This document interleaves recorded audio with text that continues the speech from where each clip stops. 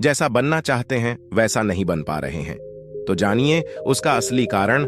गौतम बुद्ध की कहानी से नमस्कार दोस्तों, आप सभी का हमारे चैनल बुद्ध सार पर स्वागत है। दोस्तों, क्या आप जैसा बनना चाहते हैं वैसा नहीं बन पा रहे हैं, या जो आप चाहते हैं अगर वह नहीं हो रहा है, तो आज की यह कहानी आपके लिए ही है। दोस्तों, इस कहानी को ध्यान से अंत तक जरूर सुनना। दोस्तों, अगर आप इस कहानी को अंत तक ध्यान से सुनते हैं तो आपको इस कहानी से कुछ ऐसा सीखने को मिलने वाला है जो आपको आपकी लाइफ में बहुत काम आने वाला है। इसलिए इस कहानी को अंत तक अवश्य सुने। लाइफ चेंजिंग गौतम बुद्ध की कहानी। दोस्तों, आज आपके पास जो कुछ भी है वो इसीलिए नहीं है कि आपकी किस्मत में इतना ही लिखा था या फिर आपकी किस्मत ही खराब है, बल्कि वो इसीलिए है क्योंकि आप इतना ही डिजर्व करते हैं। दोस्तों, यह प्रकृति बड़ी ही न्यायप्रिय है। यह उसे उतना ही देती है जितने का हकदार होता है, चाहे वह ज्ञान हो या धन। अभी आपके पास उतना ही है जितनी कि आप हकदार हैं, लेकिन अगर आपको इससे भी ज्यादा चाहिए तो आपको उसके काबिल बना होगा। दोस्तों, ऐसा कौन सा गुण है जो आपको काबिल बनाता है कि आप उस गुण के बारे में जानना चाहते हैं? अगर आप जानना चाहते हैं तो आप गौतम बुद्ध के जीवन की इस कहानी को अंत तक ध्यान से जरूर से सुने। दोस्तों, इस कहानी को सिर्फ समझेगा मत, बल्कि इस कहानी को अपने भीतर उतर जाने दीजिए। तो बिना समय गवाएं चलिए कहानी की शुरुआत करते हैं। गौतम बुद्ध के जीवन की शिक्षाप्रद कहानी जो आपका जीवन बदल देंगे। दोस्तों, एक बार गौतम बुद्ध को एक सभा में भाषण करना था, और जब सभा का समय हुआ तब बुद्ध वहां आए और बिना कुछ बोले ही वहां से चले गए। तकरीबन 100 से भी ज्यादा लोग बुद्ध का उस सभा में इंतजार कर रहे थे, और बुद्ध के इस तरह के व्यवहार को देखकर सभी लोग बहुत शॉक हैं, लेकिन किसी ने भी बुद्ध से कोई भी प्रश्न नहीं किया। दोस्तों, अगले दिन फिर से सभा का आयोजन हुआ, और दूसरे दिन सभा में लोगों की संख्या तकरीबन घट गए। इस बार तकरीबन 80 लोग सभा में बैठे हुए थे। बुद्ध सभा में आए, लेकिन इस बार भी बुद्ध ने वही किया, यानी बुद्ध इस बार भी आए और बिना कुछ बोले ही वहां से चले गए। लोग दोबारा से चौंके, लेकिन किसी ने भी बुद्ध से कोई प्रश्न नहीं किया। अगले दिन सभा का आयोजन फिर से किया, लेकिन इस बार सभा में लोगों की संख्या और घट गए। इस बार सभा में केवल 50 लोग ही आए हुए थे। बुद्ध सभा में फिर से आए और उन्होंने इधर उधर देखा और बिना कुछ बोले ही सभा से चले गए। उसके बाद कुछ लोग क्रोधित भी हुए, क्योंकि लोगों ने अपना काम छोड़ कर आए हुए थे, लेकिन किसी ने भी बुद्ध से कोई प्रश्न नहीं किया। अगले दिन फिर से सभा का आयोजन हुआ। दोस्तों, आप लोग जो इस कहानी को सुन रहे हैं, आप में से भी कुछ लोग मन ही मन ये कह रहे होंगे कि अरे कितनी बार सभा का आयोजन होगा, और आप लोगों को भी इस कहानी को सुनते वक्त इरिटेशन होना शुरू हुआ होगा। और जिन जिन लोगों को भी अभी इरिटेशन होनी शुरू हो गई है, उन लोगों को तो यह कहानी बड़े ध्यान से पढ़कर समझना चाहिए, क्योंकि यह कहानी आपके लिए ही है।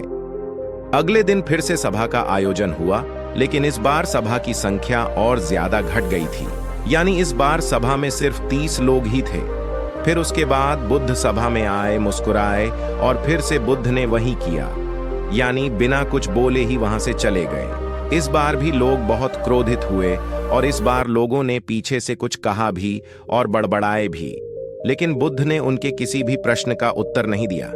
दोस्तों, अगले दिन फिर से सभा का आयोजन हुआ, और इस बार लोगों की संख्या बहुत ज्यादा घट गई थी, यानी इस बार सभा में कुल मिलाकर 15 लोग ही आए हुए थे।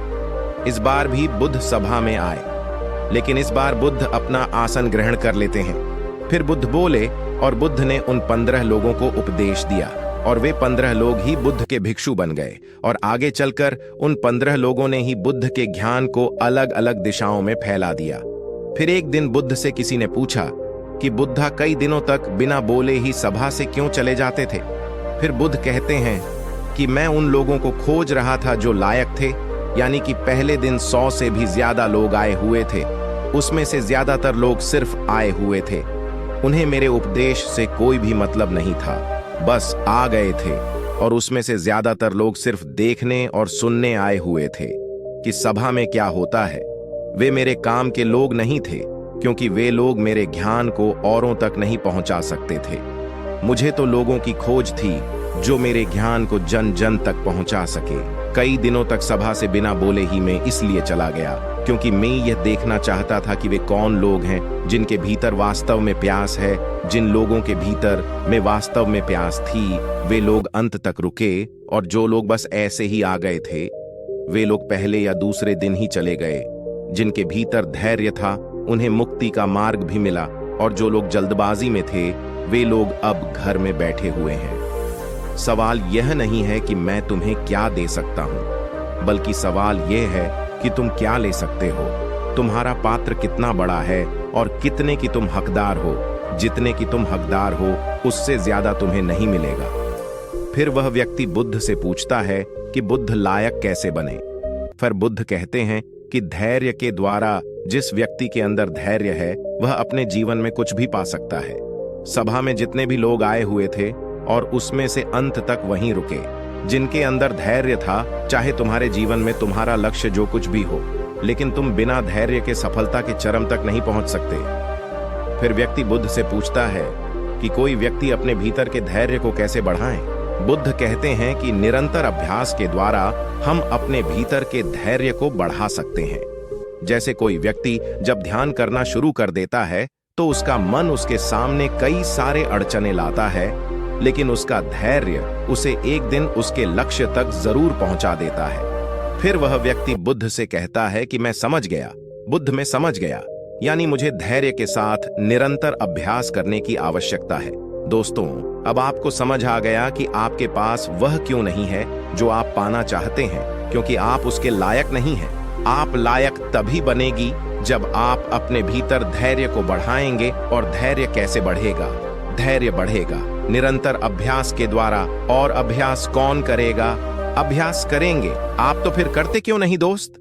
खुद से ईमानदारी के साथ एक प्रश्न जरूर पूछे कि जो आप भविष्य में बनना चाहते हैं उसके लिए क्या आप धैर्य के साथ कम कर रहे हैं? दोस्तों, अगर उसका उत्तर नहीं है तो अपनी असफलता के लिए जिम्मेदार आप खुद होंगे। दोस्तों, वीडियो आपको कैसी लगी कमेंट करके जरूर बताइए, और वीडियो को अपने दोस्तों के साथ शेयर करें। इसी तरह के वीडियो देखना चाहते हैं तो वीडियो को लाइक करके हमारे चैनल को सब्सक्राइब करें। धन्यवाद।